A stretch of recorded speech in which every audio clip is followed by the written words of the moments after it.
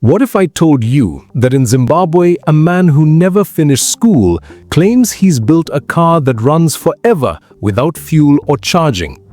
What if this same person says he can power your TV using nothing but radio waves in the air around us? This is the story of Maxwell Chikumbutso, and whether you believe his claims or not, his journey shows us something important about innovation and determination. In the heart of Zimbabwe lives a 44-year-old inventor who says he's created technology that could change everything we know about energy. Maxwell Chikumbutso wasn't born into wealth or privilege. He grew up in Harare, in a regular family, facing the same struggles as millions of other African families. When he was just 14, he had to leave school. For most people, this would be a major setback. But Maxwell saw it as freedom to explore what really interested him. Even as a child, Maxwell was curious about how things worked. While other kids played with toys, he was taking apart radios and studying circuits inside. He wanted to understand electricity and energy. Without access to expensive schools or fancy laboratories, Maxwell taught himself everything in a simple workshop, experimenting with whatever materials he could find. In 2009, Maxwell says he invented something he calls a micro-energy device. This device, according to him, can capture radio waves from the air and turn them into electricity. Radio waves are all around us, from radio stations, cell phone towers, and Wi-Fi, but they carry tiny amounts of energy that scientists have never found practical ways to use for power. Maxwell claims his device solves this problem.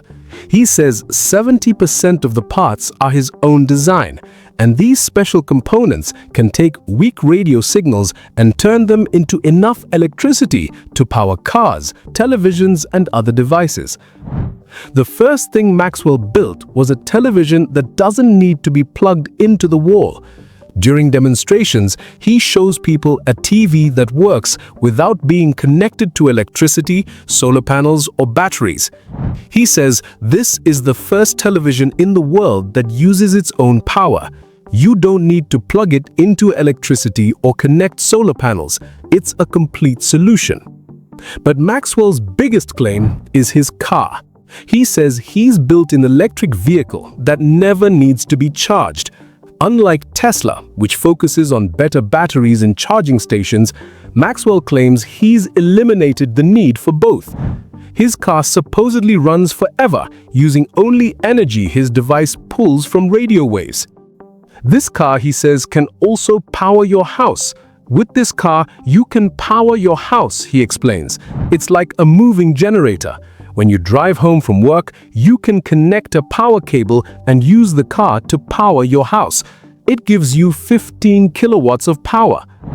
If Maxwell's claims are true, the implications would be enormous. The global energy industry is worth over $7 trillion. Oil companies that have dominated the world for over a century would face a crisis. Electric car companies like Tesla would suddenly find their battery advantage gone overnight. Zimbabwe's president, Emmerson Mnangagwa, has publicly praised Maxwell's work. The government has announced plans to launch the Scythe electric vehicle in February 2025, supposedly using Maxwell's technology. But Maxwell's journey hasn't been easy. He says that he and his research partner, Dr. Teddy, were poisoned while working on their inventions. Maxwell survived, but Dr. Teddy died in January 2017. We were poisoned at that time, Maxwell recalls. Dr. Teddy didn't make it. I survived by the grace of God. This incident shows how dangerous it can be when new technologies threaten powerful industries. When trillions of dollars are at stake, some people might go to extreme lengths to protect their interests. Despite these dangers, Maxwell has attracted international attention. He says American investors have offered him millions of dollars, but he's reportedly turned down these offers. He wants to develop his innovations in Africa and maintain control over his work, ensuring that any benefits would help African communities rather than making foreign companies richer. Maxwell freely admits that his technology challenges basic laws of physics, particularly thermodynamics. These fundamental rules govern how energy works in our universe. The first law says that energy cannot be created or destroyed, only changed from one form to another. If Maxwell's device truly creates more usable energy than it consumes, it would force scientists to reconsider our basic understanding of energy. Yes, it is working, he says, but in doing that, we have to re-look at everything. We have to dismantle everything and start fresh. This creates a major problem with patents.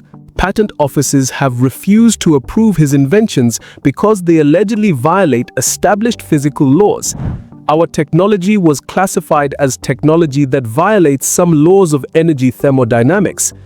Despite these challenges, Maxwell says his technology is moving toward commercial production. He claims universities and scientific institutions have begun certifying his innovations, providing independent validation. We are in the commercial stage starting from tomorrow, Maxwell recently announced. We've got small machines. Most of them have been bought by people who came to visit. The move toward commercialization is crucial because it means Maxwell's devices will be in the hands of independent buyers and users. This real-world testing will provide the clearest indication of whether his technology actually works as promised. Maxwell's story represents something bigger than just one inventor's claims. It represents Africa's emergence as a serious player in global technological innovation. For too long, Africa has been viewed primarily as a consumer of technologies developed elsewhere rather than a source of breakthrough innovations. Whether or not his specific technologies prove viable, Maxwell's work shows that revolutionary thinking can come from anywhere.